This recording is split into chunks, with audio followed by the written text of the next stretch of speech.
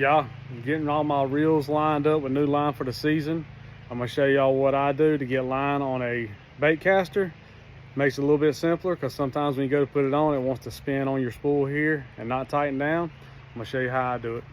All right, so I'm gonna show y'all what I do. I've got my reel on an old rod, and I've got my line spooler on this rod. This is just an old rod that I've cut off so I can actually use it if I'm in the house or in the shop. But basically, once you get your reel on there and you've got your line on your spooler, what you're gonna do is, if I can zoom in just a little bit here, pull some line off. You're gonna run the line through the eye, just like so. And then you're gonna feed the line around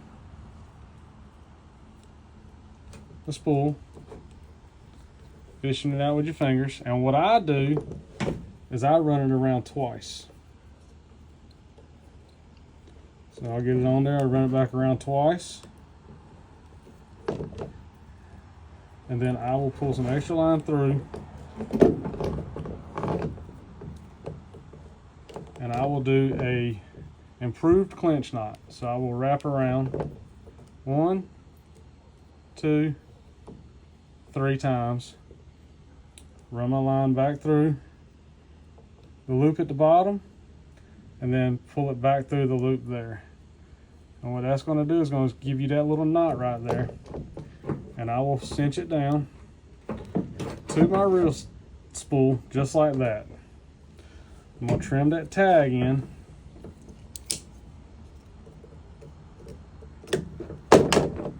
And then I'm going to take my fingernail and I'm going to push down on that knot right there as I pull, and that's going to lock it into place.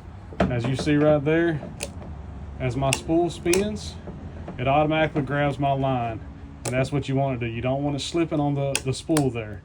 So I've got that there, and I'm going to start feeding my line on. And once it gets tight, the spool carrier here is going to keep pressure on my spool of line, so I don't have to constantly hold up my fingers as then I'm reeling it on. I just feed it on all the way back and forth.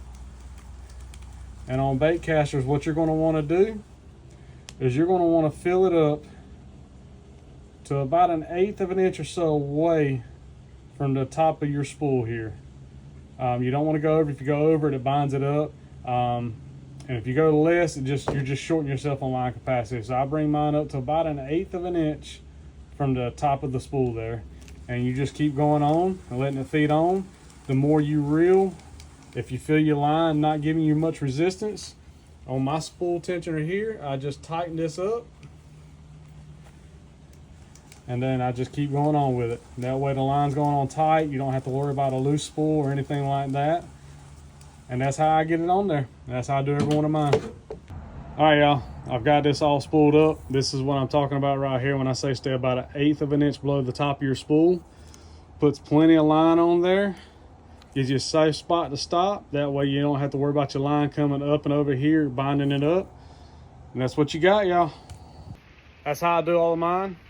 Every time I reline them, makes it super easy. You don't have to worry about holding the line between your toes with a pencil and stuff like that. You can do it by yourself. Y'all, hopefully this helped somebody out. If it did, let me know in the comments. Appreciate y'all.